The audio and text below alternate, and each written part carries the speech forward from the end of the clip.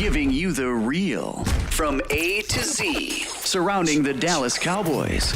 News, updates, rumors, transactions, takes, and more. So strap up, Cowboys Nation, and start your day off with A to Z Sports. Live with Will Steele. 3, 2, 1. Here we go. Oh, yeah.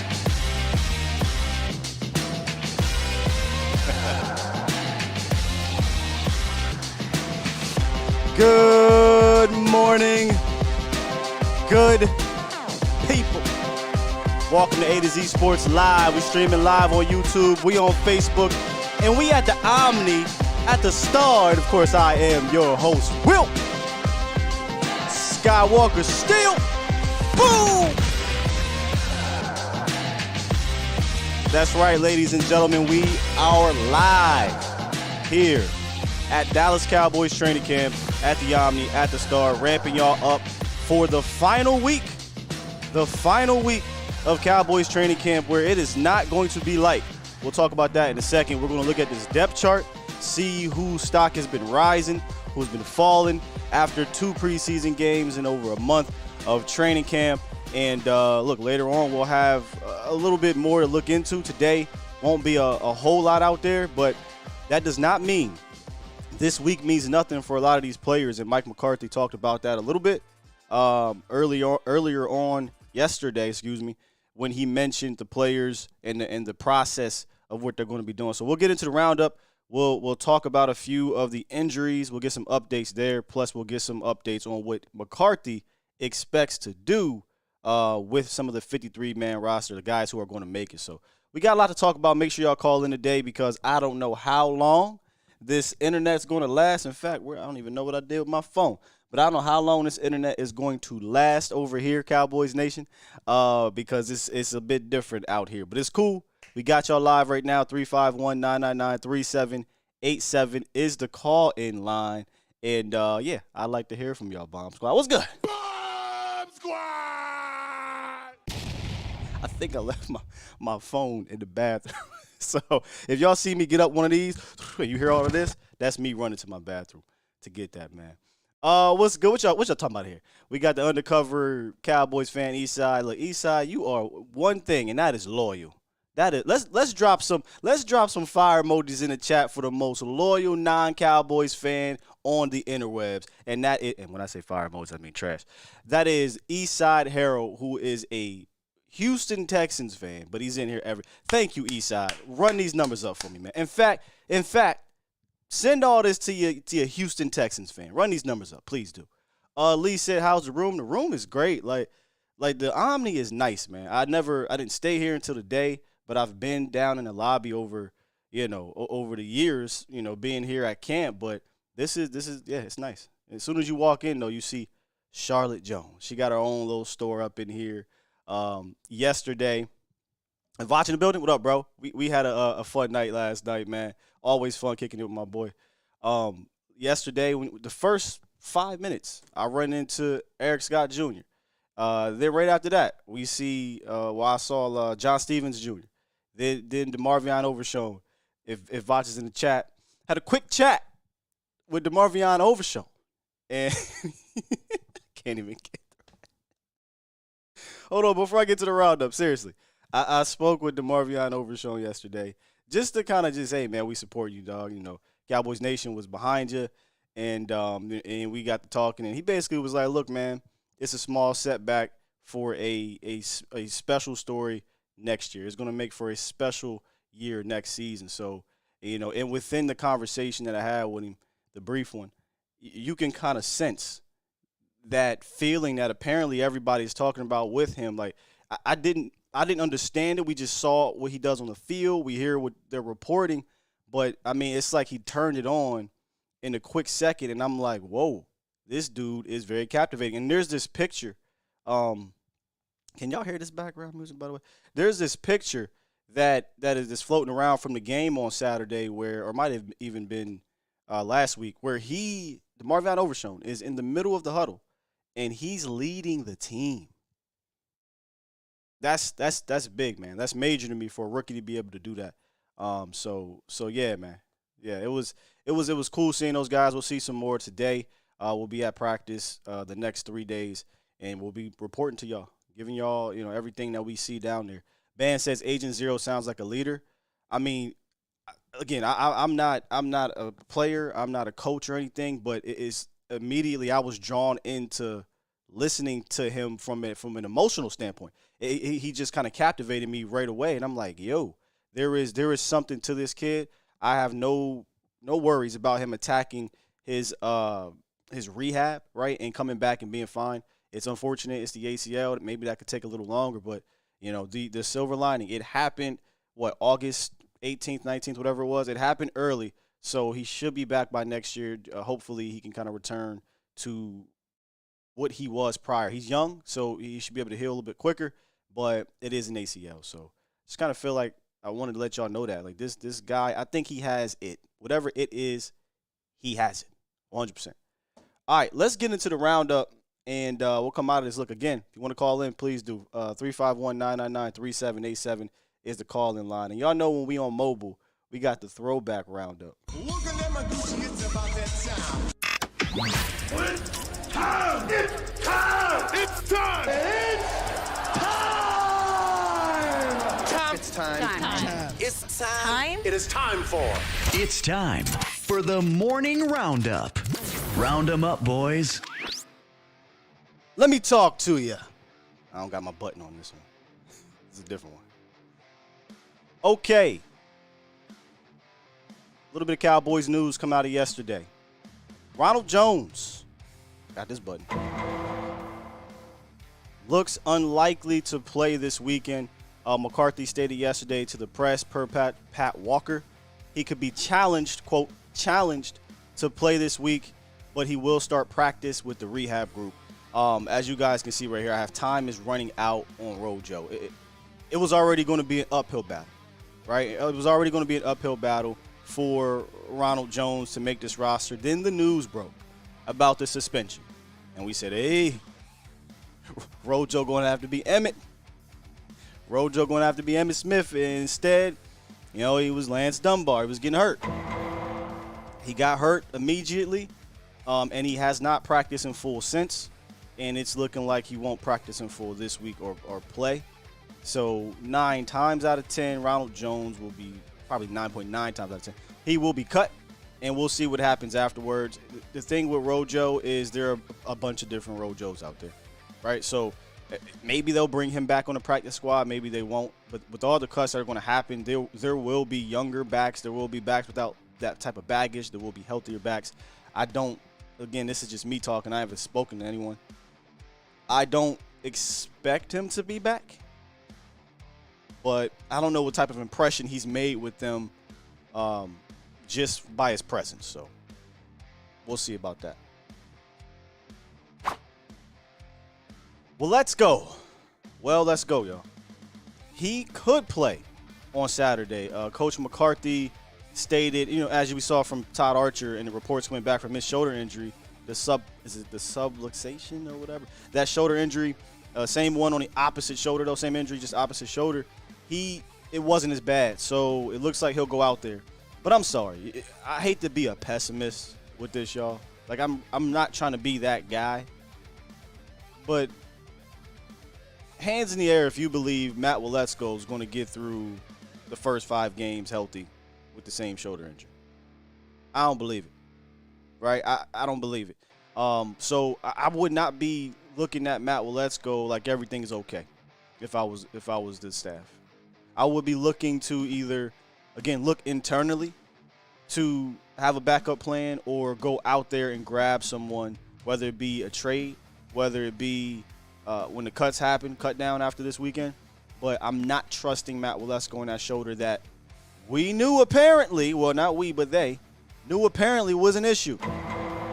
This boy, this player apparently had odd shoulders on both sides, and they knew this and elected to take him in the 5th anyway, and elected to count on him to potentially be your swing tackle.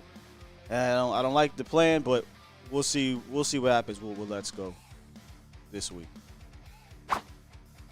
And then finally, Coach McCarthy's final words on who will play and who will not play this Saturday, this is what he had to say about it. Quote, "We have two padded late practices that will feature a lot of competition against our defense.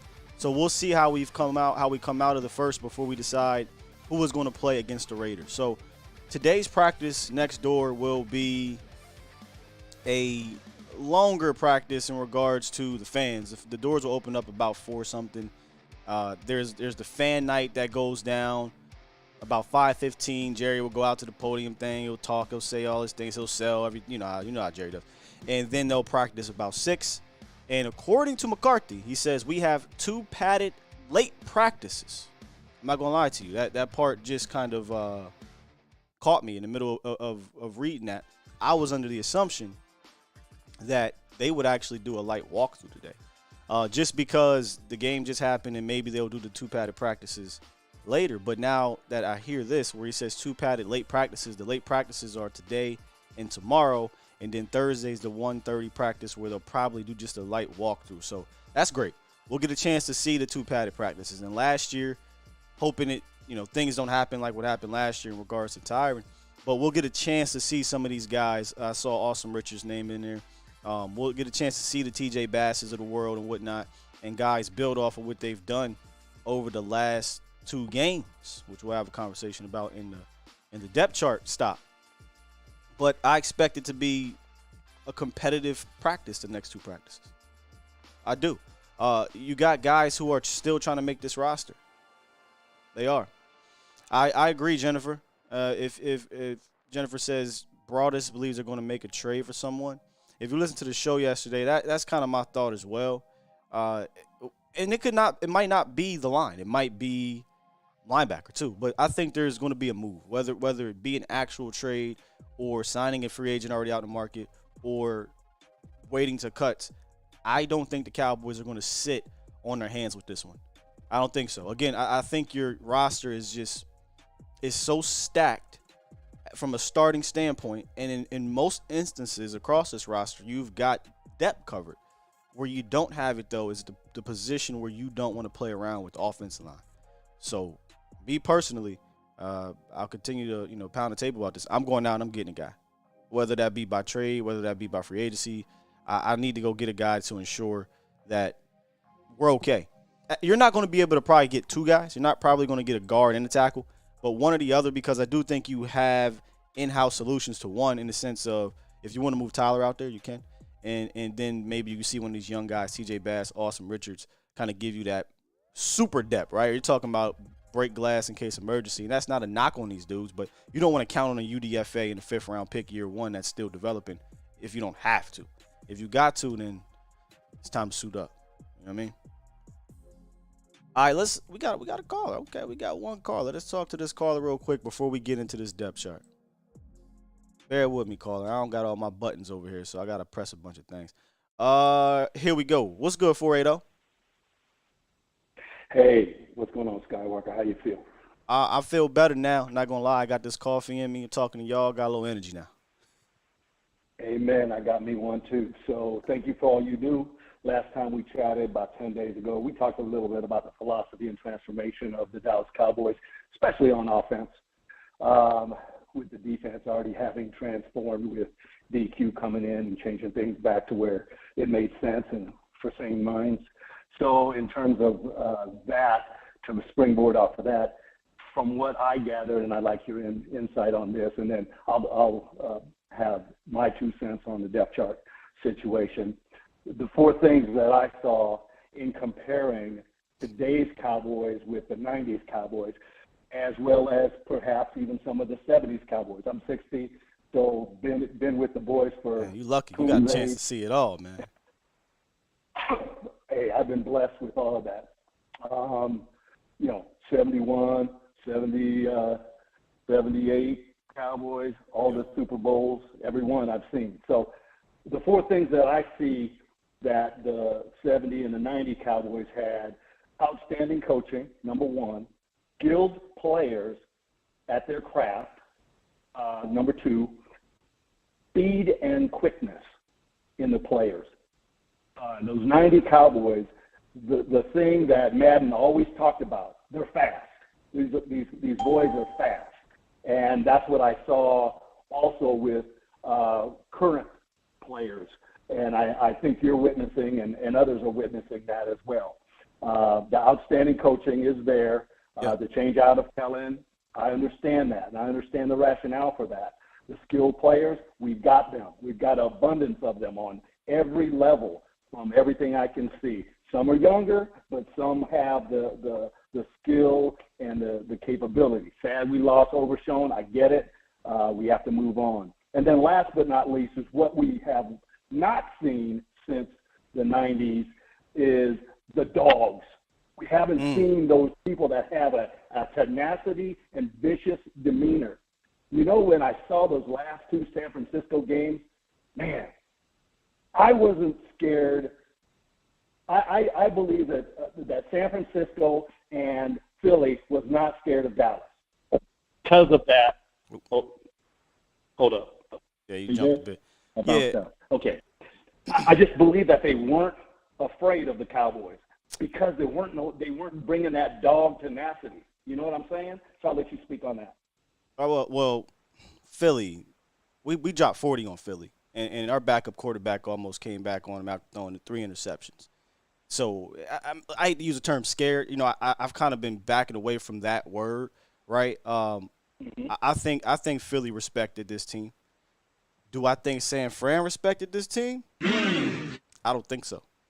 You know, I don't think so. You know who else I don't think respected the Cowboys? The Tampa Bay Buccaneers week 1. I don't think they did. Oh, no doubt. You know, No doubt. Yeah, but I think by the time they got to the playoff game, the Bucs weren't the same team they were earlier in that sense, and we were able to match their energy. But San Fran, I'll entertain that one. I ain't gonna entertain Philly. But yeah, I think San Francisco knew we are just more physical. We got more dogs, and if we play our game, we can at the very least stay in this with a rookie quarterback. And that's what they did, you know. And I think after 2021, you saw Mike McCarthy and his staff in the front office say, you know, we have to get more physical. And they've been doing that based off of the players that they brought in, more physical and more speed, as you brought up. And I want to touch on that in a little bit here. Good. The thing that I see about Philly is that we've never really Dak 7-1 when he goes against Philly. Dak wasn't there when Jalen was there, right? That's the piece that I want to see, and I can't wait for game number 1 against Philly.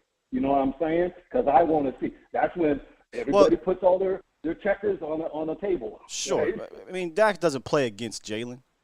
You know, it's not quarterback versus quarterback. He doesn't. He plays against the defense. Yeah, he beat the number 1 at that time, right? Number 1. He not just beat it. He whooped on it at that time, and they really weren't missing a ton of players like they want to act like they were. But that's neither here nor there.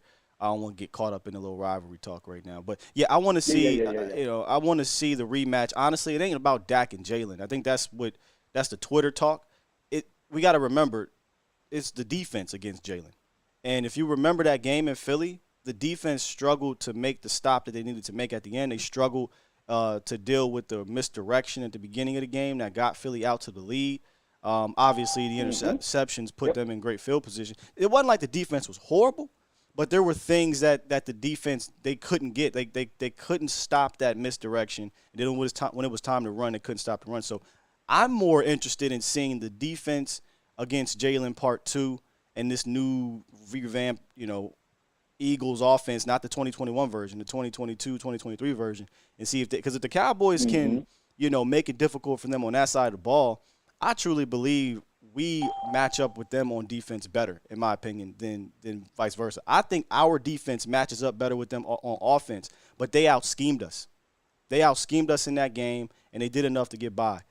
Our offense, there's not many defenses, bro, and Niners were maybe the only one where I was going to that game like, whew, okay, they got one of them ones over there. Right. And with all due respect to the Philadelphia Eagles defense, it's a good one. But, again, like you said, 8-3, it feels like every year we put up big numbers on them. We beat them. I'm just not, in your term, I'm not scared of that defense. So, but I'm looking at our defense against their offense. I hear what you're saying, and I agree with you from your perspective. We'll bounce off of that one because I know there's going to be a lot more callers. The only thing I want to add to this, and I'll let you go, is the depth chart thing. I agree with you and the previous texter comment. One offensive line. We need an additional offensive line player. I don't think we have that person on the books right now. I don't see him. I don't. And I also, with Overshawn out, I think we need another linebacker. I went through the linebackers that are on, Isaiah, what's his name, Isaiah Land. Tell me what you think about him, because I haven't heard boo from him if he's a nothing or a potential. So I'll leave you with that, and God bless and thank you for all you do. Appreciate the call, man. Hey, Isaiah Lands, he got that juice, dog. We gonna talk about it. In fact, I'm gonna talk about it with my brother, who's 4 floors above me right now. The one, the only, Mr. Vach Lombardi live. What's good, bro? Man, you know what? We'll still just being out here, 10th floor, scenic views. I can see the practice. The view of his in his room. I'm jealous of, y'all.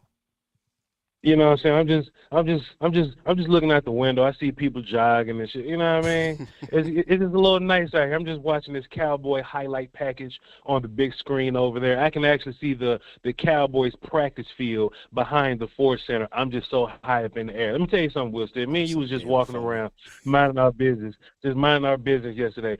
Per Vash Lombardi and Will Steele, Stephon Gilmore is getting acclimated to life in Frisco. He is adapting to life as a Cowboy. He and his family are finding plenty of fun things to do out here in Frisco. Per Washington Party of the Volume and per Will Steele of A to Z Sports. Hey man, it's fantastic out here, man. I can't wait to see everybody. I know people are going to be coming to Frisco camp. They're going to be looking for Vach and Will. And hey, we can't wait to chop it up with y'all because this show would be nothing without y'all. You feel me? So we can't wait to run into y'all later. You feel me? Yeah, that's gonna be fun, man. Y'all get a chance to see how goofy we are, man. Like, yesterday was just a whole vibe, bro. But yeah, shouts out to Gilly. Shouts out to Gilly. We ran into Gilly out there. but look, Pete, this out though, just to get back on the show. We had this conversation yesterday. This isn't some kind of roster to where there's just some easy cuts. Like it's a handful of cuts at corner that's gonna be easy, and it's like 2 easy cuts at like wide receiver, whatever, right? Like clear, hey, you're either not good or you're clearly practice squad guy and nobody wants you, right? Jalen Moreno Cropper may be a practice squad guy that they're not gonna take from you. But besides that though, oh, buddy, we are in a pickle. We are in a pickle. Besides the hurt guys that, you're just, kind of going to carry until next year, shouts out to Overshawn and John Stevens and those guys like that, you really got to make some rough cuts, man. And your last caller was talking about Land, pardon me, wheat probably get cut. But Isaiah Land, right? Land, there's no way he's just going to be sitting around and just nobody's going to take him. They got film just like we got film. And look, if Vach is watching film and I say, boy, Isaiah Land show is bendy. Boy, Isaiah Land show is lengthy. Boy, Isaiah show is everybody they put on the highest pass rush pressure rate amongst rookies or something like that in preseason. There's no way that the other teams don't know neither. So now you put yourself in a weird situation. I don't think he takes Dante Fowler's job because Dante Fowler is the guy that's going to help you right now. But like I said to you yesterday, Will Steele, we can fight over this. Viliami Fehoko, hey, he did some flashing, but he wasn't flashing loud like Land was, you know what I mean? So that's just a conversation we're going to have. And somebody like, well, but Vach, can you really make an undrafted dude take the job of a 4th-round pick guy? That's the point of competition. You bring these dudes in, you see who has loud camps. And so far, Isaiah Land is having a loud camp and preseason. He having a loud preseason. Let me pull up this depth chart real quick. Here we go. Boom, boom. And turn off this music. So Isaiah Land, and we brought up Fehoko, who definitely did flash. Those were good flashes we saw on Saturday. I think the conversation was the Neville situation. So now do you say, because I'm looking at this depth chart. I got it in front of me, Vach. Let's just talk about defense end. You're talking about D-Law, Sam Williams, D.A., Doran Armstrong, Dante Fowler, Viliami Fehoko, Isaiah Land. That's a whole lot. Can I just cut you off and ask you a question to be messy? Why did you say Sam's name before you said Doran's name? Why'd you say that, Will Steele? Why you do that? Absolutely loves mess because I'm literally reading it. It says D-Law, Sam Williams, the first two at the top, right? And then you go down, it says Dorans and Dante. So oh boy, that's what Fox oh messy, boy, what yo. that mean? Fox is What that messy as mean? hell, dog. I know what you're getting at because what we were talking about, what we heard. Let me just say that yesterday, and I kind of want to be messy too, but I want to wait a little bit. I want to wait to see. Yeah, you know, we got time. We got time. Yeah. Like if we roll into the Giants game and, you know, Doran's been sitting out the whole preseason and he looks like he's bubble wrapping on the first season, Sam is out there. Oh, we gonna have questions then. Man, let's just get messy. No, let's just do it. Let's just do it. You talking about? We need offensive line, Will. We need offensive line, and Doran Armstrong ain't happy. Doran Armstrong want more money. We not gonna pay him. Sam Williams is coming. Sam Williams look, and it's funny. Maybe just the news is in the air, but Sam Williams went absolutely crazy in preseason last weekend or whatever. I don't think it's a coincidence. No. It cannot be a coincidence. Look. Here's the thing. Look, I get that Da is technically your quote unquote starter, right? But like he was your starter, so you'll say, well, he doesn't need to be out there, Sky. That's why he's not out there. Well, I will say this: Osa was out there. You know, I know a whole lot of starters weren't out there. Doran Armstrong, in my opinion, again, we both want Sam to kind of be that guy anyway, right? So in my opinion, I thought that he might have needed to be out there to make sure that he still is quote unquote better than Sam Williams or has more, you know, favor in that staff room for Sam Williams. But if you sitting on the sideline, you're not playing any preseason game, you're kind of in bubble wrap, kind of isolated, you know, you ain't happy with your whole contract situation, that smells very, very, very iffy to me, bro. Sounds like something may happen. That's all I'm saying. And like you said, we need offensive linemen. We need offensive line. Hey man, you know it's going to be some interesting developments. You know what I'm saying? You know, if you have abundance and you lack elsewhere, you know it just makes a little bit of sense. Like, hey, team with an offensive lineman, you not using Josh Jones. We've been hearing, hey, you know, let's figure something out. Let's make some packages or whatever. Let's see if we can do something to make something work. Let's make something clear. For me, Vach, I can't speak for you. For me, I am not of the belief to trade quality depth for future draft picks like a 5th round pick or some crap. Because I don't think you're getting some high round pick for a Doran Armstrong, right? So I'm not going to fake the funk here, right? If you say, if I get a 5th rounder for DA, I don't want it. I just keep DA, let's roll. But if you tell me I can get me a quality offensive lineman, that changes the conversation. That changes the conversation. That's the key. Yep, that's the key, because offensive linemen do not grow on trees, sir. Yep. I make it abundantly clear every single time I say that. And Will, let's just keep it a buck, man. So whoever said Doran Armstrong is good enough to not play in preseason? Let's just be real here. Something's going on, Will, still. And we're gonna get to, you know what? I'm going to go and hit up my good friend Stephon Gilmore, and we're gonna reach out to Overshown that we're good friends with right now. We're gonna have a conversation. A quick little chat with Demo again. Yeah. Oh, I see Tony Pollard. Let me go holler at him, Will. Go ahead and handle your business. I'm gonna go ask Tony Pollard what he thinks about this damn Doran Armstrong thing. But offensive line, Will, still, if anything makes sense, if there's any place where we need room on this team to make one final push, it got to be offensive line. And if Doran's think that, you know, pay me or holler at you, then, you know, Stephen Jones will definitely hit you with a good holler at you. So, hey, man, we're going to be live later. I don't really know what time. Y'all tap in with our social medias, and we'll let y'all know. But we're going to be covering practice. We might go live prior to practice, so just look out for that. All right? All right, Brody. Talk to you in a bit. Box. Lombardi, ladies and gentlemen. Boy, man, y'all don't even know. This thing about to go crazy. This season about to go crazy with me and him. Let's keep this conversation going, right? So what I say here, D-Law, Sam, that's 1, 2. DA 3, Dante 4, Villy, Fioco 5, Isaiah Lamb makes 6, and then we count Micah, right? Like Micah kind of factors into this as 7. Somebody, they're not going to carry 7, right? Somebody either is getting the ouch tap, or somebody might be getting traded, or at least they're trying to.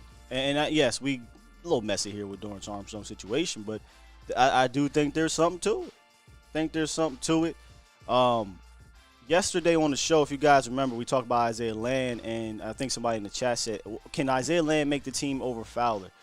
I am not pushing Fowler off of this roster. Not this year. If you had to put a gun in my head and say, pick one between Doran and Dante, I'm picking Dante. Well, Sky, Doran had 8 sacks last year. Dante had 6. And he did it in half the snaps. Well, Dante Fowler has 1 year left on his deal. So does DA. So I'm not doing it, man. But I do think Land could be maybe the replacement of Fowler in the future, just not right at this second. So, and do I think Land gets snuck onto this practice squad? I don't. This is what we were talking about with me and Vach. And I know we say this every year. I can't remember who my last year guy was that might not make the, through the cuts or whatever. I might even have been hesitant to even say that because I'm learning that we say this every year. Somebody makes it through. But, oh, my bad. I got this music up. My bad, y'all. If that audio was messed up. But Isaiah Land is a pass rusher, number 1. A productive one in the preseason, number 2. So the teams, like you said, Vosh has that tape. Different story. Totally different story if you're talking about, say, a running back position. Like Malik Davis was the kind of, oh, my God, you can't cut Malik Davis last year, right? But it's like, hey, dog, there's a bunch of running backs that can do what Malik Davis was doing. I don't know there's a whole bunch of Isaiah Lands that are going to be out there in the market when cut down time comes.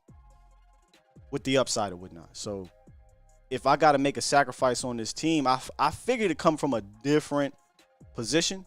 Maybe you go light here, go light there, and boom, now I got Land on this team. But when you go and look at this depth chart, I don't know that they carry 7. Maybe they carry 7, and then you got inactives, but that's pretty deep. And then when you think about Hank, Osa, Mazi, Chauncey, Quentin, and Neville, I mean you're gonna carry at least 4, maybe 5. That's a lot. It's a lot going on there. So let's keep going though with this depth chart roster. So Jonathan Hankins, Osa, Mazi, that's a no-brainer. These guys will be on the roster. Me personally, Chauncey Golston being a guy that could do a bunch of things, whether it be 3 tech, outside at DE, further out 5 tech, like he can do a lot of things. I'm keeping Chauncey on this roster, but Neville, Quentin. I think Quentin has had a good camp, y'all. I think Bohanna has had a good camp, a good preseason. He continues to improve. To me, just what I'm saying, I'm not ready to let him go.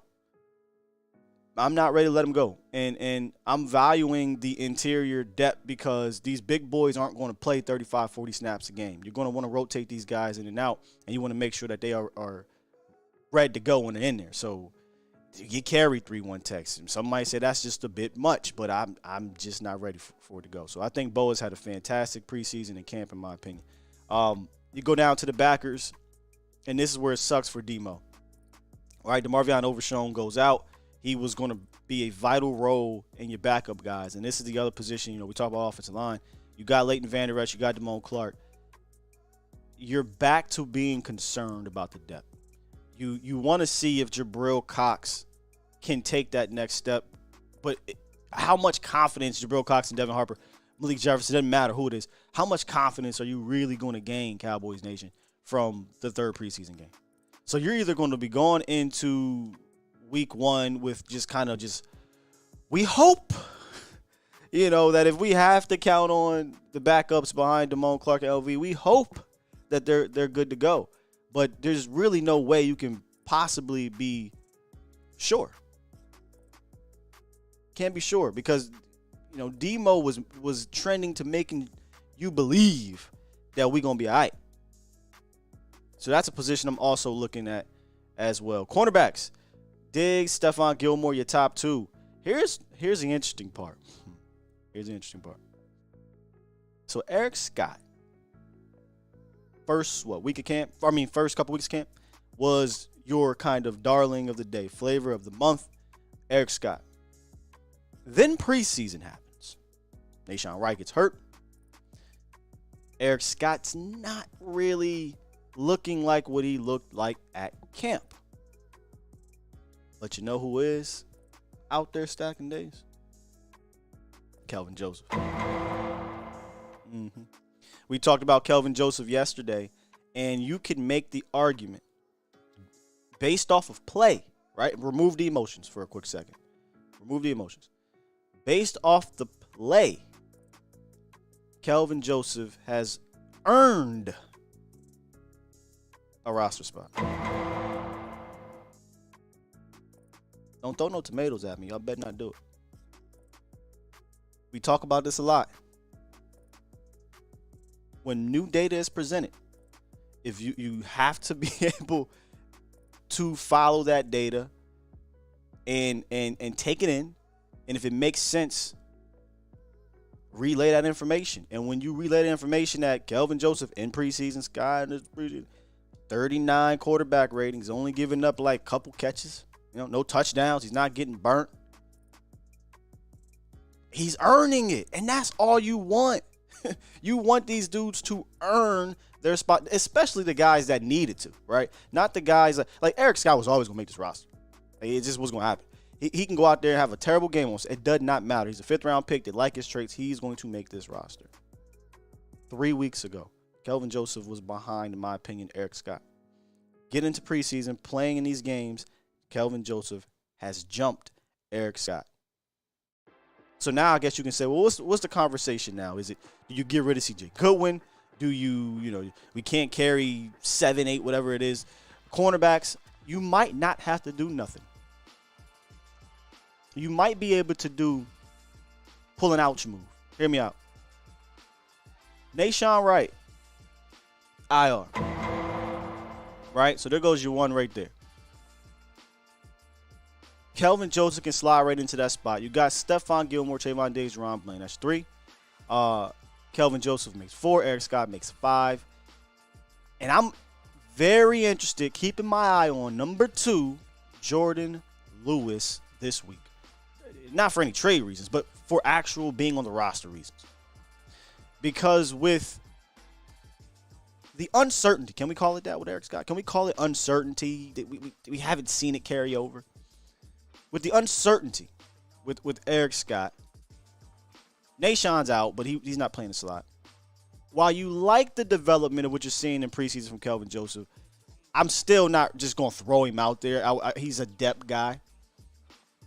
Do you make the call to Jay Lou and say, if you feeling good, we need you to start the season? Or do you say, we'll put him on PUP and we'll give it 4 games and we'll just roll with our top 3 with Kelvin Joseph and Eric Scott being the depth? I think that is a conversation they'll be having in those meeting rooms. Are we ready to bring Jay Lou back out here? Or do we keep Jordan Lewis on PUP list and use those 4 games for evaluation? Or just, I hate to be trying to evaluate the first 4 actual regular season games. But, well, Sky, what do you want to do? I'd like to bring him back. I'd like for Jordan Lewis to be a part of this team now, right? Like going into week 1 and whatnot. If it's not this week, next week. So if it comes out that Jordan Lewis is good to go, let's not play no games. If he's still not quite ready, then obviously you put him on PUP. You don't think twice about it. But I believe in my title here, it says, the stock, affecting the stock based off of depth and play. Based off of injuries and play. The play part is the Kelvin Joseph, Eric Scott. That's the play part. Kelvin has outplayed him, and he's playing his way on this roster.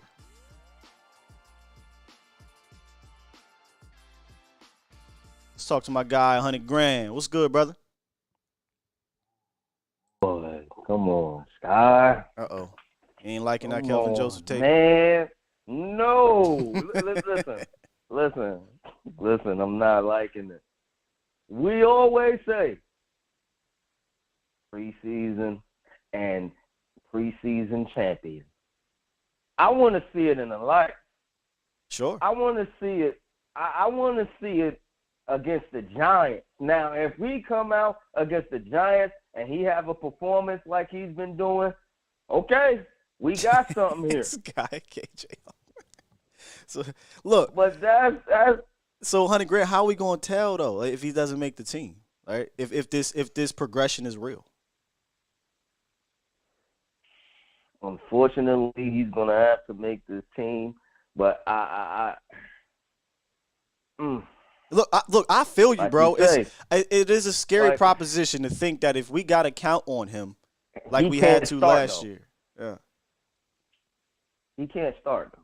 No. Kelvin I was Joseph. like, I put him out. Yeah, no, bro, no. So But, when I say Kelvin Joseph earning a roster spot, this is more cornerback like 4 or 5 things at this moment because Jay Lewis is not here. So you're talking about your top 3 being Bland, Diggs, Stephon Gilmore. Eric Scott's going to make this team, but think about this, bro. Your most reliable depth. When I say most reliable, let me say this: your most experienced depth guy behind those 3 is Kelvin Joseph. That's kind of crazy to think about. It is. It's crazy and sad. You know, if J. Lou doesn't play, that's.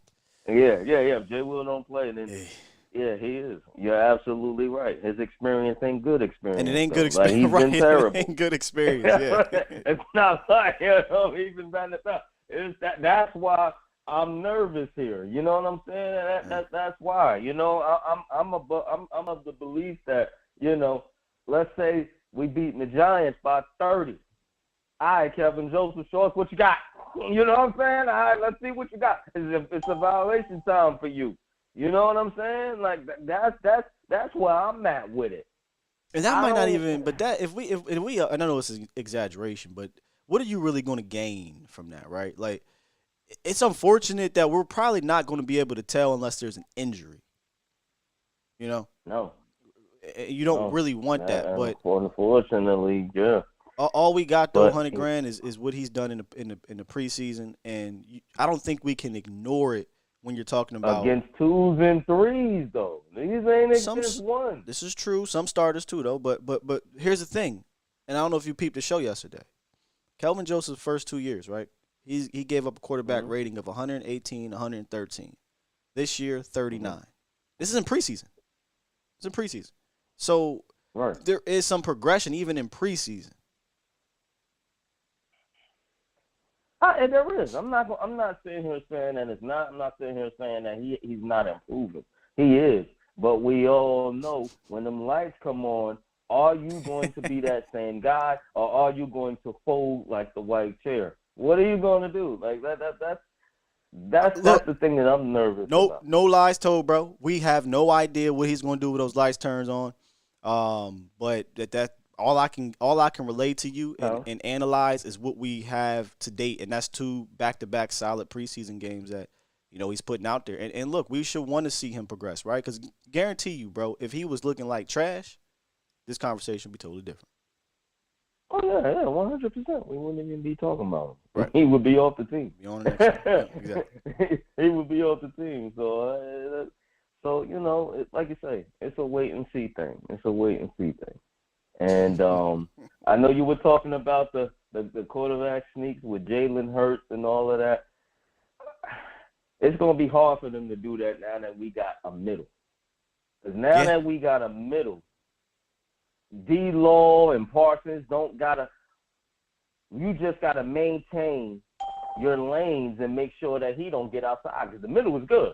You don't need to worry about that. That's something you can just edge out your mind. So it's going to be hard for that read option to work the way that it worked. And that combined with the little rule that they put in there, it's going to be tough to do that read option. It's definitely going to be different. Jalen Hurts is definitely going to have to sit back and throw that ball. And he did look. He did not do great. Just sitting back, throwing a rock on Dallas last year. People. Yeah, that's what I'm saying. Eagle fans like to eliminate that game. You know why? Because their offense wasn't great. It wasn't. They like to show the one play where Micah got kind of turned around on a RPO or whatever. I mean, that happens to everybody. But what they don't want to tell you is that their offense really wasn't getting busy like that. It was Cooper Rush throwing 2 picks and setting them up on our side of the field. And, yeah, they had a couple razzle-dazzle plays that caught the Cowboys with these little trickery shit. But when it came to just flat out dominating like they did some other teams, that wasn't the case. And they did not see in either of those games, they did not see Jonathan Hankins. Not in the first game. Nope. Not in the second game. Nope. So. That's why they was able to do what they was able to do, because they didn't see him. And then now we got Big Mazi. And now we got these corners, and like I said, like you just said, I don't believe in Jalen Hurts' passes. I don't believe in what they saying in they training camp, how Jalen Hurts is connecting with A.J. Brown and the other boy, and it's unstoppable. I don't believe it. I don't believe what they saying. They gonna have they connection. You know what I'm saying? They gonna have a little whatever, right? Like that's look, man. I mean, it's a good offense. It's a good quarterback duo. I'm not diminishing that or whatever, but I'm just saying, like they did not do that great against the Cowboys defense, in my opinion. Like they got busy in the red zone, sure. You know when it happened, but from an overall standpoint, our defense did not like fold against them until that last drive. We beat ourselves. They didn't beat us, like because of the picks. We shot ourselves in the foot. That's why they beat us. You know, and that's what I believe. We shot ourselves in the foot.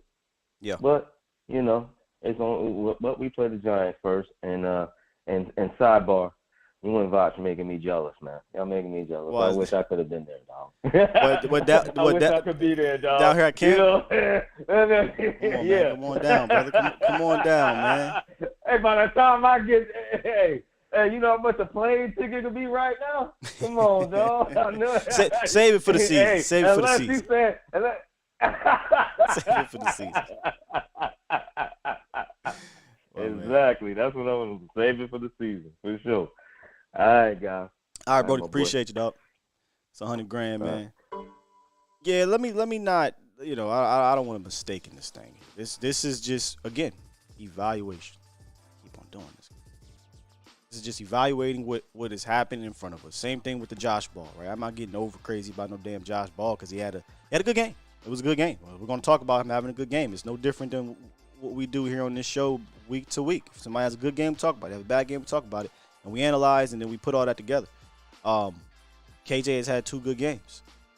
Eric Scott has had his rookie struggles in the preseason, but he's also shown some flashes as well. Am I overly confident in either of those dudes having to step up if they need to?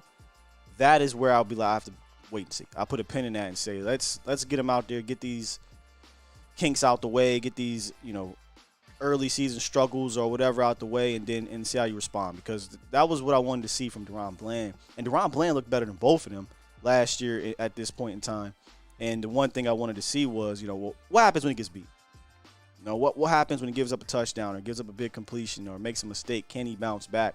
And he did that. He did that in preseason, did that in camp, and then he did it in the Washington game. The Washington game wasn't the cleanest game, but then he came up with the clutch interception, and from there it was just up for Doran Bland. So we just probably won't know about Scott and about Kelvin until they get thrown in that fire. You just hope you don't really have to see it, because that means there's an injury or bad play. All right, let me lock this up. Yeah, I'm going to lock this up.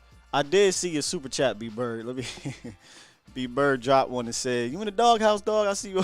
Super chat. I see you over here at the hotel. Nah, so we down here at camp, good brother. We are at the Omni at the Star right next door. I can look out and see the opposite side. Voch can look out and see the actual practice field. I'm on one side, he on the other side. And we just waiting for practice, man. We're going to give y'all some good practice notes or whatnot. We'll probably have a show prior to that, you know, talk to y'all about what we're looking for. But while I'm on the super chats, I might as well read them. Grant Rainwater. Super chat. He dropped one, said, pick up Deion Jones and Jason Peters for depth. Deion Jones is on the Panthers, so he's not available. Jason Peters is likely a no. I get it, though. I'm looking for O-line help, but that feels like a no.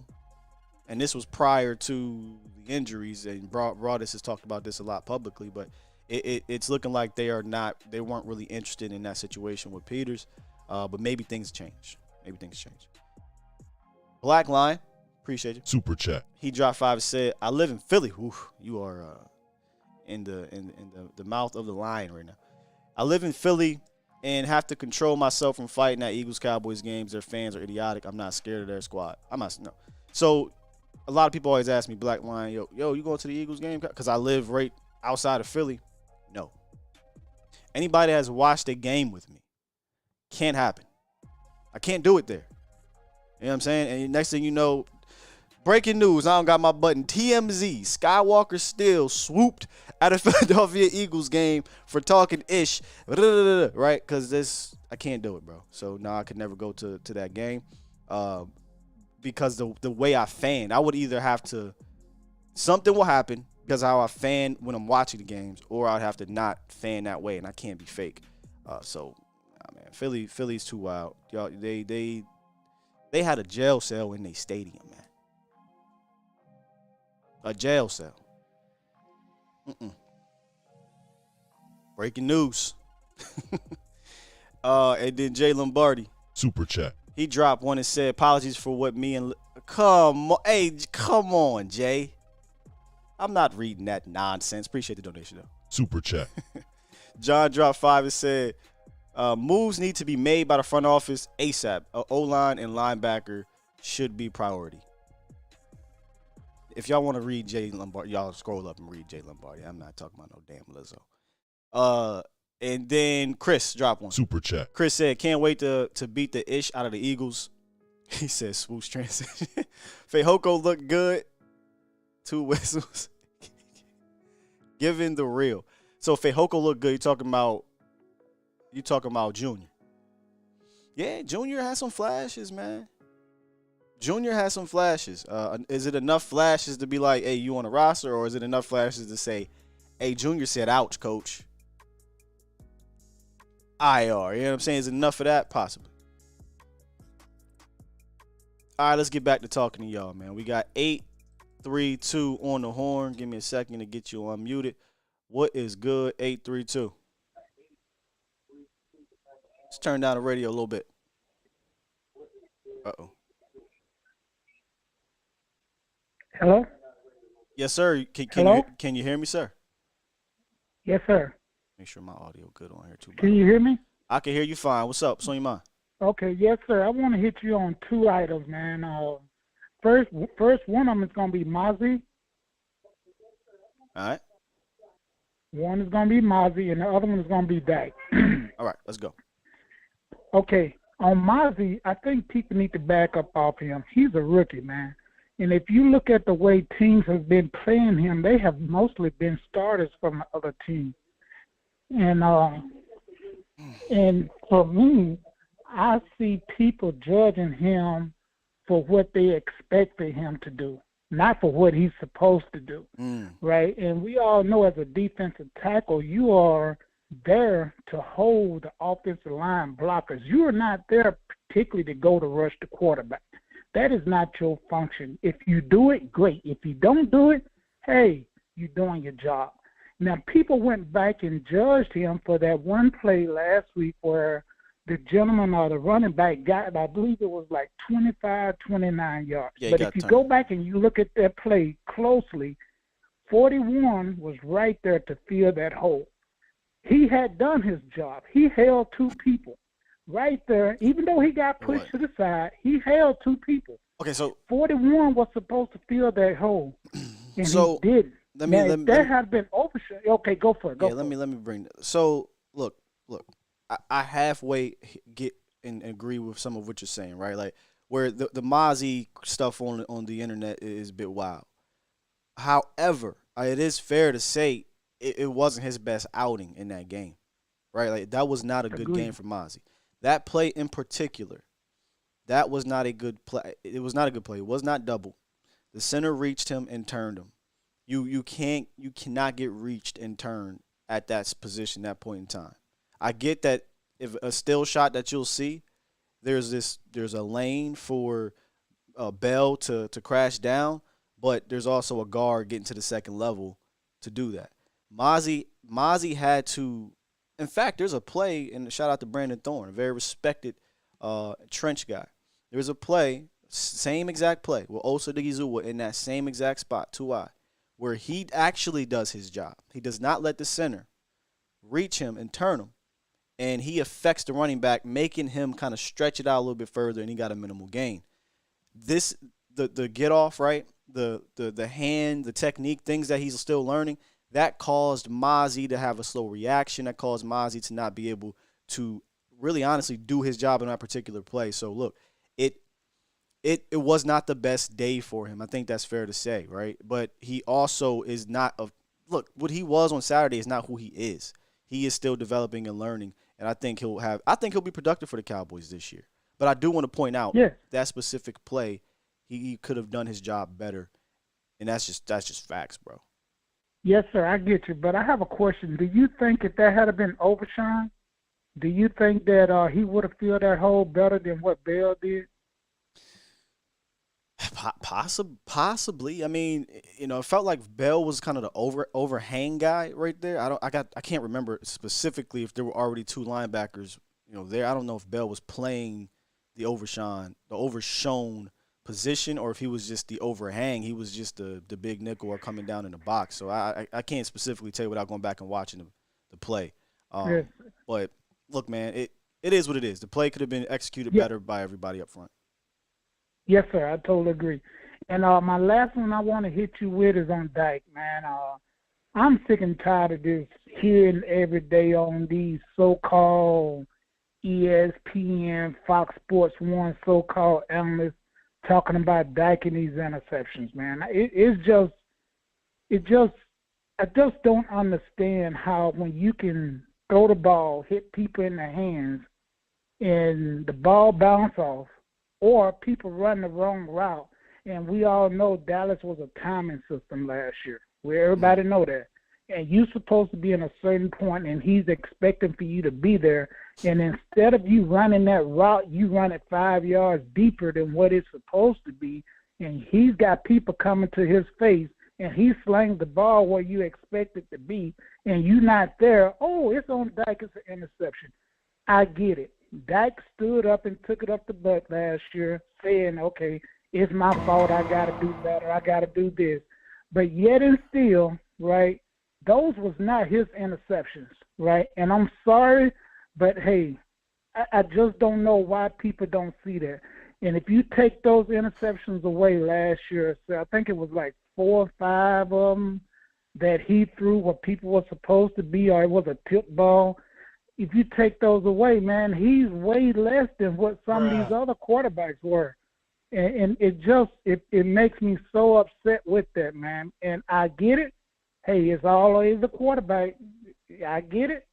But those was not his interceptions, right? And people need to look at that and say, why wasn't this guy where he was supposed to be at? And they got a pass. I just don't get it. What you got on that one? You know that blue thing that's on the helmet in the shape of a star, bro? The star? Yes, sir.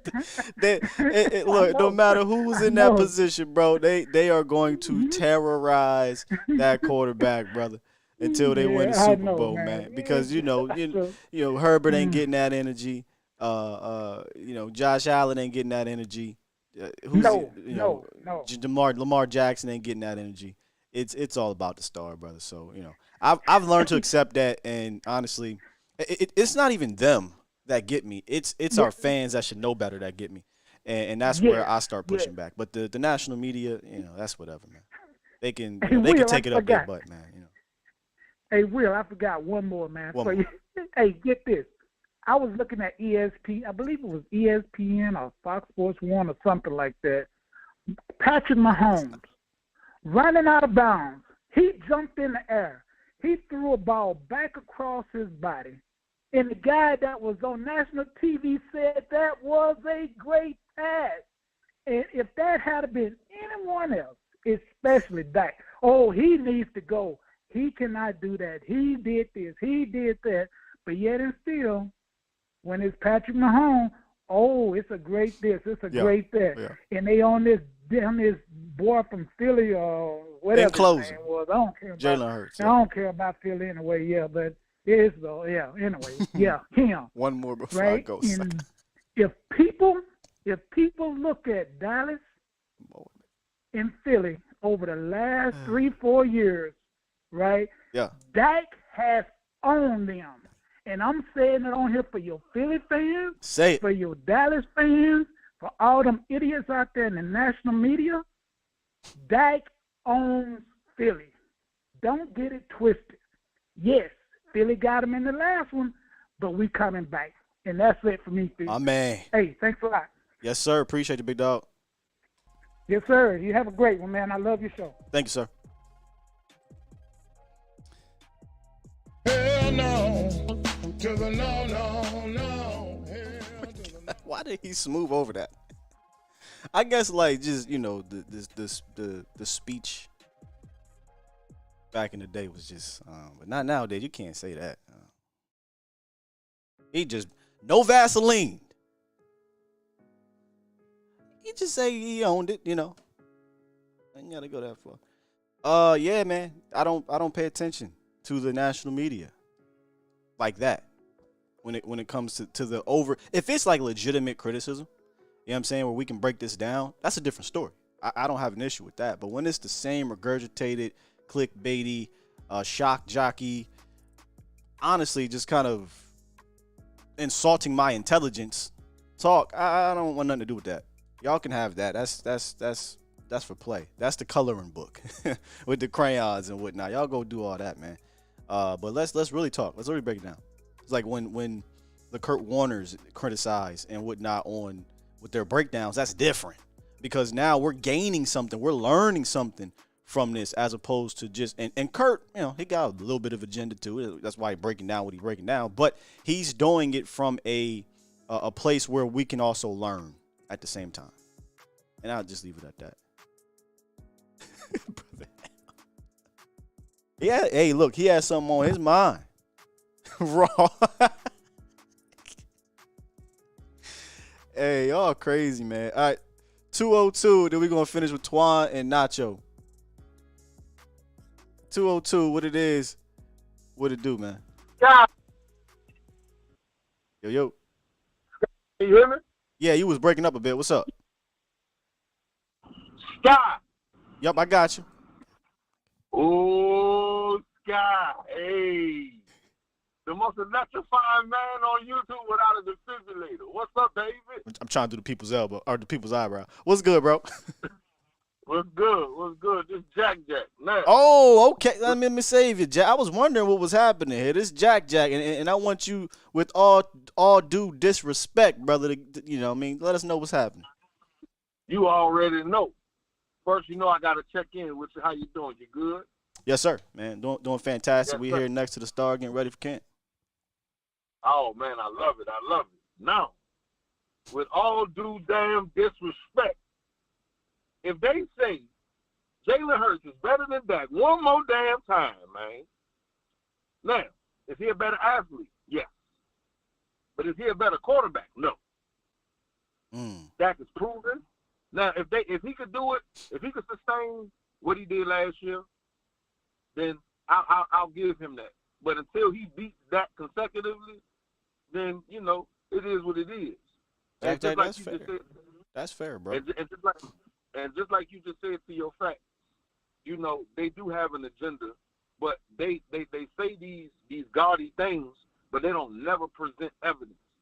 You know what I'm saying? They talk out the side of their neck, but it's nothing to follow up. It's nothing of substance for us to hold on to. Hey, Jack, did you see when was it James Jones? So James Jones was on one of them Jones, and they had a clip going viral about Hurts and Fields conversation. Did you see Shady and what's the other, and Joy, how when he was presenting facts, talking actual ball and not this biased, emotional, I'm all about the Eagles shit, they had no legitimate rebuttal. Because and look, James Jones gonna get kicked off that show, bro.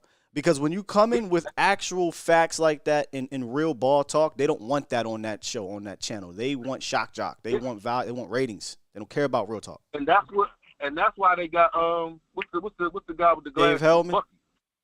Nah, they got Bucky on there. Oh, now, Bucky. Bucky told LaShawn Dak owns the division. He owns Philadelphia. Look at the numbers, and he walked off the set. Yeah, that was kind of crazy. He said, man, and then he came back and said, man, you know, when people are talking fiction, I'm like, bro, look at the numbers. Yeah. Look at the numbers. He's so stuck on Dak last year. But come on, man, that was an abnormal year for Dak, man. You know, let me just say this about the quarterback position in general. and we're just talking, y'all. I'm asking y'all in the chat. I'm talking to you on here, and this ain't got nothing to do with just Dak because I don't remember this happening with him, but I'm starting to see this happening in general. The one-offs, the 1 years, team quarterbacks are having like one crazy year, then all of a sudden they're put into this pedestal. Did we eliminate having to be consistent at doing something? And just remove Dak, right? Remove Dak out of the picture if you want to remove your biases, right? Like Jalen Hurts had a fantastic year, but what if he comes back down to the middle ground, right?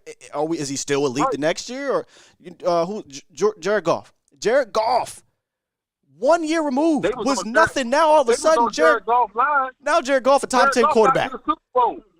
Now, hold on. That's not what I'm getting. Here's what I'm getting at. Jared Goff was a very mid quarterback, right? And then all of a sudden he has a solid last 8 games. And now he's a top 10 quarterback. Who's the other quarterback they're doing this with now? Matt Stafford for his whole goddamn career has put up gaudy numbers, has been all this, and he wins the Super Bowl with a fantastic team, and now he's a Hall of Famer. Right? But he was on a losing franchise, didn't win many playoff games, wins his first playoff game, which happens to win a Super Bowl the same year, and he's a Hall of Famer now. Like, what is happening in the media world where one season defines you now and puts you on this crazy pedestal over maybe guys who have been consistently good, right? Yeah. So I don't know if it's a media thing. I don't know if it's social media, but there is nothing wrong. In closing, there is nothing wrong with saying, "Hey, Jalen Hurts had a fantastic year. He's developing greatly. Let's see if he can continue to do it before I put him on this pedestal." Daniel Jones, Geno Smith, all these dudes, bro. Man, horrible. Their whole career and have a good half a season. Because the boy in Seattle, he didn't start off good. Towards the end of the year, he started getting progressively better. But what about the 7 years prior? Bro, Geno Smith been in the league for like 12 years. Geno Smith been in the league, and he had one good year, and all of a sudden there are quite literally people putting him in the top 10 at quarterback and saying he's better than other quarterbacks who have been consistently good quarterbacks. And I'm not getting this. Like, is it because when you make these lists, it gives you ratings? Is it?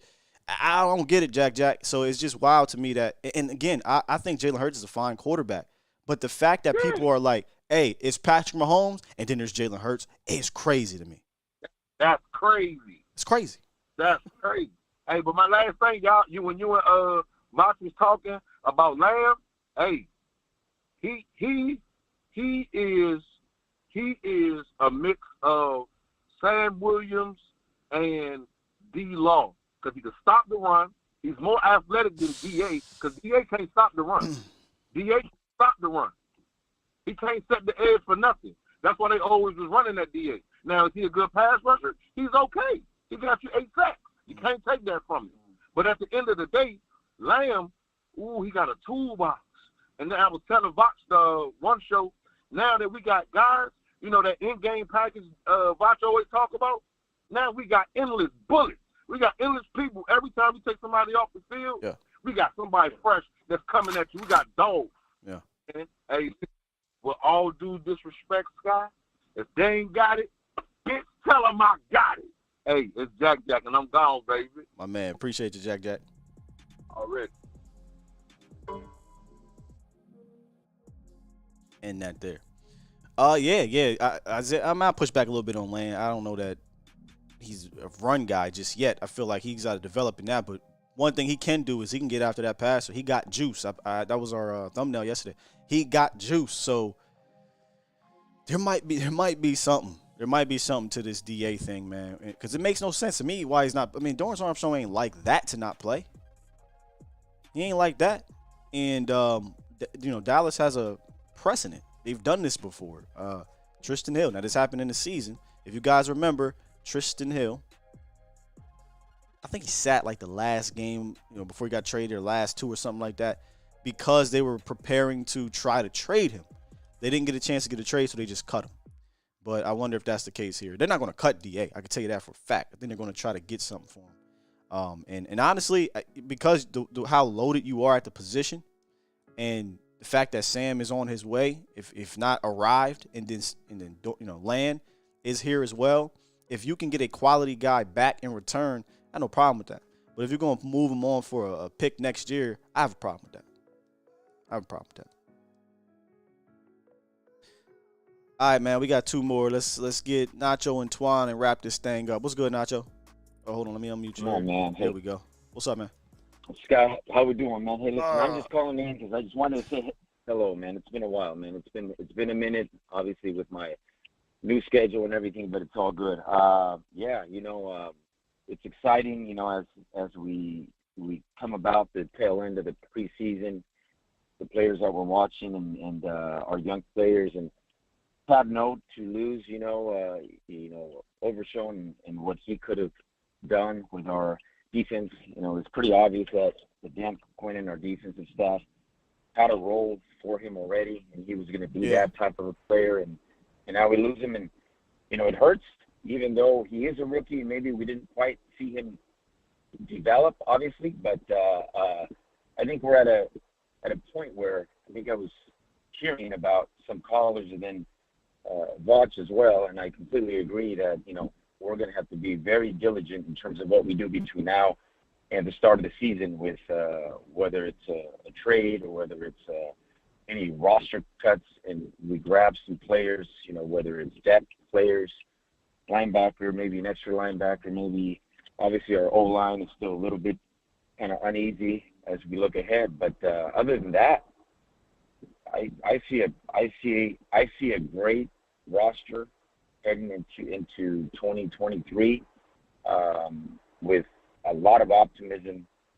And again, as I've shared in the past, I'm going to stick with my guns and my superstitious, bold predictions that this will be the year that we will get to the NFC title game, if not the Super Bowl, if everything pans out the way it should. West offense is close. However we'll call it. Uh-oh. I'm losing you a bit, Nacho. But I'm going to let you go, man. Appreciate the call, Nacho. Look, I'm with you. I definitely think this team is equipped, and not just from a talent standpoint. I can't remember if it was a caller earlier. It might have been a caller. But coaching, man, I feel way more. And let me know, how do you feel about the coaching staff compared to the previous years? Even we had, let's say 3 of those seasons where you felt like, hey, man, something could be brewing here. 07, 14, and I'm going to say 21. I say 07, 14, 20. Yeah, we went to the playoffs in 18. Yeah, you went in 09. Yeah, we won last year, but I didn't feel like we legitimately could win the Super Bowl last year. 18, 09. But 17, 14, 21, there was a different kind of feeling, right? But that there was a drawback to, but do we really have it from top to bottom? Can we overcome it, is what I always say. This go round with McCarthy now running ship, with Dan Quinn in year 3, Bones Fossil, you could argue this staff, and then the guys they have behind them, this staff from the top 3 guys, you could argue going into year 3 is the best staff that we've had collectively. Y'all tell me. What, Parcells? Todd Bowles was on the staff. Mike Zimmer was here. Things like Sean Payton. But even then, those guys are trying to come up. These guys are established. Dan Quinn has went to the Super Bowl, won the Super Bowl as a defense coordinator. Mike McCarthy went to the Super Bowl, won the Super Bowl as an offensive or head coach, offense coordinator, play caller, whatever. Been to multiple NFC championship games. He knows how to build a culture. He knows how to lead a team, right? Bones Fossil, known as one of, if not the best special teams coach in the National Football League. And you've seen the improvements from a special team standpoint for the Cowboys since he's been here. Now, they got to go out there and prove it. They got to go out there and put it together. But just here speaking August 22nd, I think the talent and the coaching staffs are matching each other right at this point. And when that happens, you usually see good things across the league, man. But when you're asking one to compensate for the other, that's where things can get tricky when you're met with better. Man. you're not always going to out-talent somebody. You're going to need your coaches to out-coach somebody. You're not always going to out-coach. You're going to need your talent to out-talent somebody. So I think there's this – they've met in the middle, and there's this harmonic thing going on right now, and that's what really has me most excited. We've seen talented teams before. I'd argue we have not seen talented coaching staffs before like this. Somebody say, well, Sky, Kellen Moore. Look, I think Kellen Moore was learning on the job.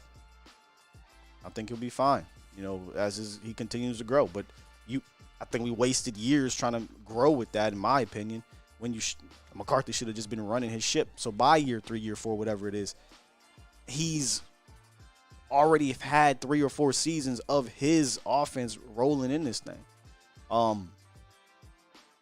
Jason Garrett was learning on the job. Rob Marinelli, very, very bullish on what he wanted to do. Completely did not give a damn about defensive tackle, did not give a damn about safety. Enter in Dan Quinn, Super Bowl winning defense coordinator, by the way. Enter in Dan Quinn, takes defensive tackle serious, takes safety serious. What happens? Your defense goes from historically terrible to one of the better defenses in the league. So I think it's all come together from top to bottom in a sense. And then you got the front office doing things they haven't done in years past to also help those below them. It does, and I know you hate this toxic time. It feels different because it is. It feels different because it is. They are moving differently than they have in the recent past. And I think it's okay to feel good about what this team can be. Now, you can feel as good as you want. You got to go out there and play. One more. I'm going to read the rest of these super chats, and we're going to get up out of here. I'm holding y'all too long. But I appreciate y'all. We about almost 700 deep still. Thank you so much, man. Matter of fact, go ahead and hit that like button while you at it right now, man. Twan, what's good, Twan? What's up, I thought you were going to come out here in a road, man. I thought you was on vacation. You're taking a vacation from a vacation from home or something. It's kind of like a staycation, Shouts out to the Vault. They put us up at the Omni right next to the Star, so we have that access, right here as opposed to me driving down here, which since I've moved, I'm a bit further out. So, I appreciate that. For sure. I'm like 15 minutes away from the Star, as a matter of fact. I stay in Frisco. You coming through? I might if I'm not busy today. I got to go get my salutes and stuff. So, always got to catch them on got 3 days. For sure. But yeah, to expand on your point about like the coaching, bro, I really do agree with you. Like, for once, like I feel like the team organization, as a matter of fact, is on the same page to a greater extent. I mean, and I feel like, and you're right, we should definitely feel good about it. And I really do. And as far as the coaching too, I really do feel like we have a really talented coaching staff. Especially basically Mike McCarthy, a decorated coach who's won the Super Bowl, a defensive coordinator who could be a head coach from another team, and two, the players have bought in. People keep forgetting about that. Like, there were so many times under Jason Garrett that where players would come out and kind of question the shit. Like, question, what are we doing here? But the players have bought in. And that's a sign that everyone's moving as a unit. Everybody's on the same page. And that's a great point, Twan. Let me say this. There's probably going to be some point in time during this season, everything's not going to be Skittles and rainbows. There's going to be some controversy. There's going to be some frustration. The offense is not going to be clicking. Like, we got 17 games, and there's some good teams out there, good defenses. There's going to be times where there will be, be facing maybe the head coach, the quarterback, the receiver, whomever. They're not feeling good about something. But I trust and I believe in Mike McCarthy being able to adapt and make things better for his players, because he is very, very keen on players over system. I don't think he's going to be so damn stubborn when he's like, you know what, I don't care that Amari Cooper is talking about we got cover 2 beaters and he wants to be involved in the red zone. I don't care about that. This is what the system is. This is how we're going to execute it. I think Mike McCarthy will say, okay, this combination is not working. We can. What are you comfortable with? What can we do here to fix this? And I think he'll do that.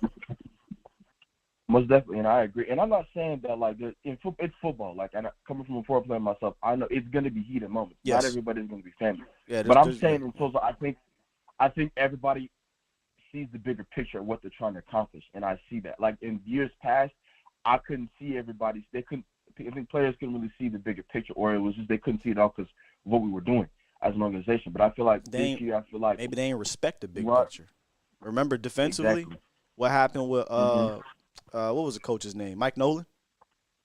You know, they did not get down with Mike Nolan and Mike Tomsula. Most definitely, yeah.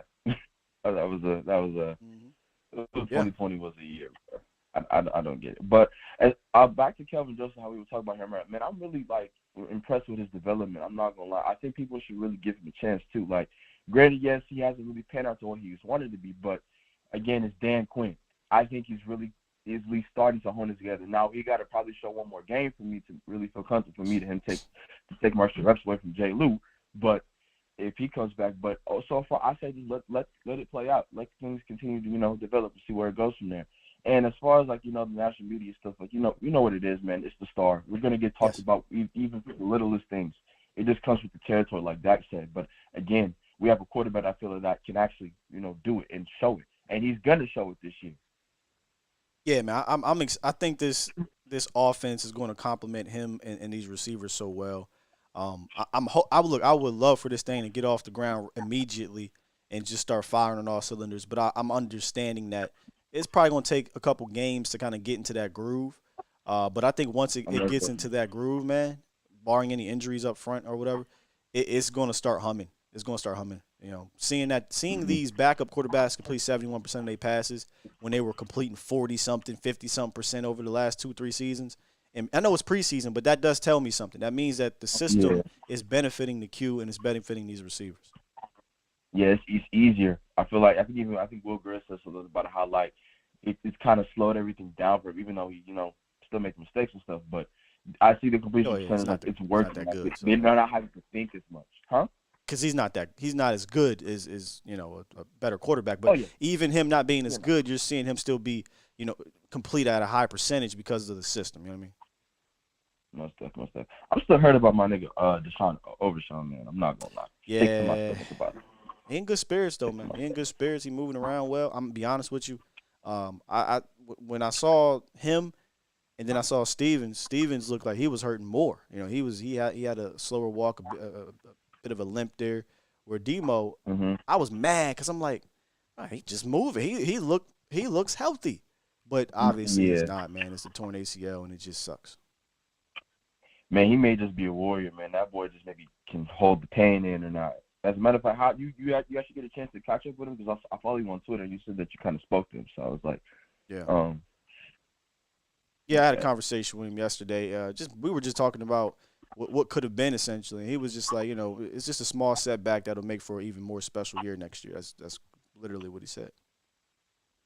Yeah, man, that dude's special. I'm not gonna lie. Yeah, the dude just loves him. It's really gonna be hard for me not to overreact or put him in a place that he hasn't really quite proven just yet on the field. But it's just some players you're just like, man, there's something to that guy. There's an it to this guy that he can be a special player for you, man. Most def. And he has the traits. That's what Cowboys are really. They draft talent. We got the traits, and we got the system for him.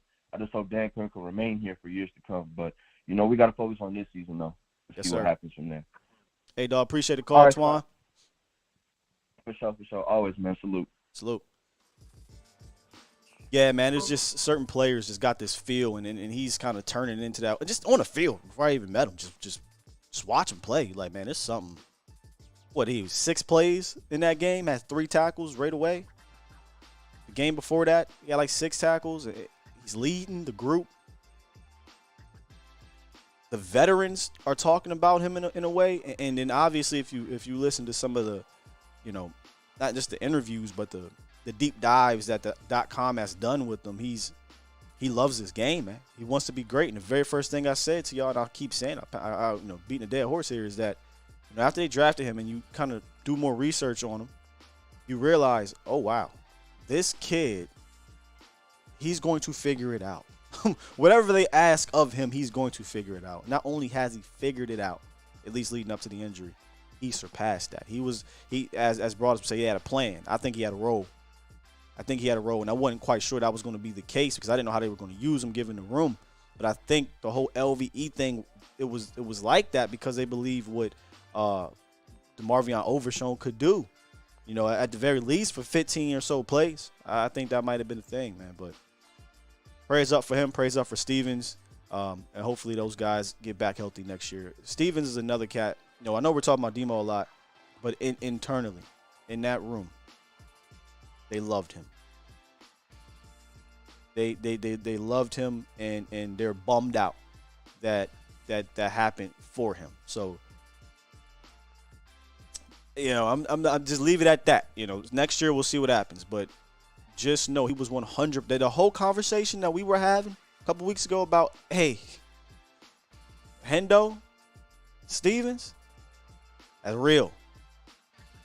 That is real, and it's unfortunate he got hurt. All right, let me get to these last couple super chats. Wrap y'all for a little bit, and get about it. Come on, where you at? There you go. Super chat. Towboat Tide dropped 5 and said, no head coach has ever won a Super Bowl with 2 different teams. Let's hope that Mike is the first to pull it off. Hey, there's a whole bunch of firsts that have happened over the last 20 years in football that, you know, we thought maybe we might not see.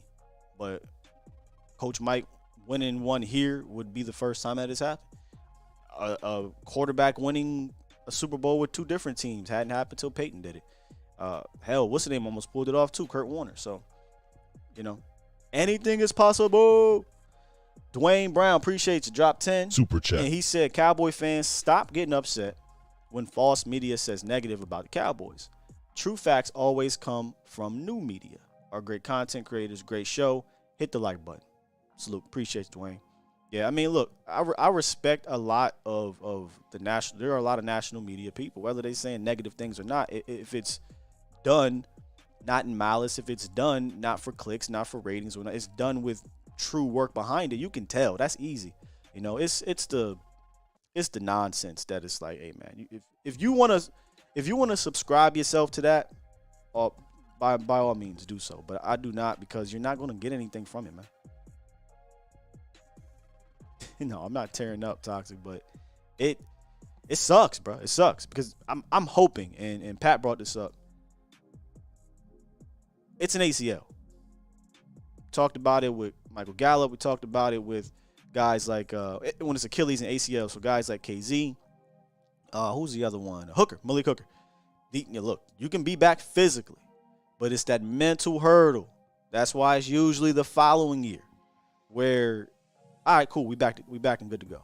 So I'm just hoping, you know, from a mental standpoint, he's able to jump over it. And look, I'm speaking selfishly. I'm speaking as a Cowboy fan. I'm hoping he does that. But if he is not able to, as a human being, I understand that, because it's a tough injury to deal with.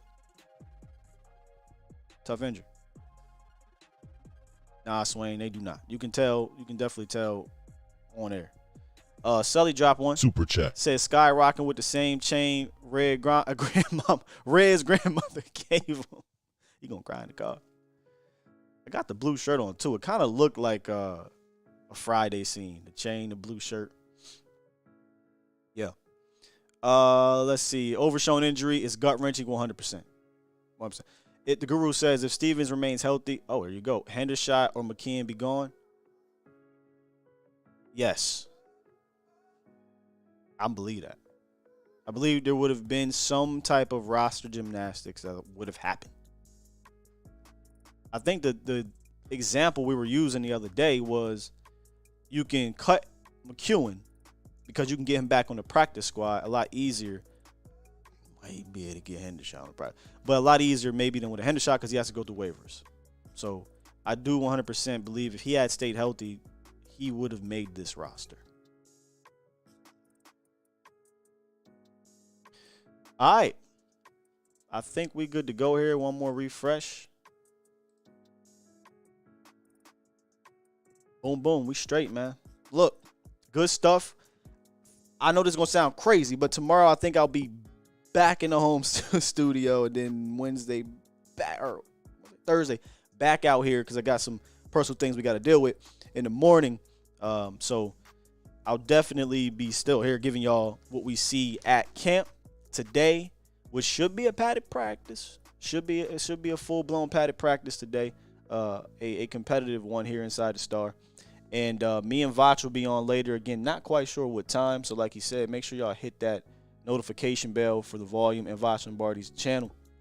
And we'll be giving y'all kind of our preview to practice and just kind of our overall thoughts on the game too. Because remember, Vach did the post game, but we haven't done the show just quite yet. So we'll be having all these cool conversations. And honestly, we're going to be cutting up too, having some fun. So make sure y'all do not miss that. Mo will be back on later tonight, likely talking about all the practice notes as well.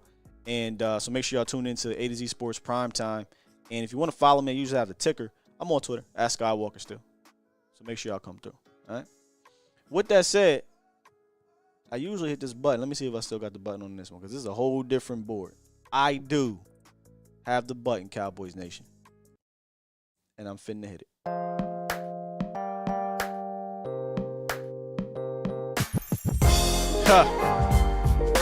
Brian said, bubble wrap Tyron. Listen, I got PTSD from last year watching Tyron go down. Yeah. Hopefully we come back tomorrow reporting good news out there. Good news. All right. Love y'all, man. Appreciate y'all. Stay up. Peace.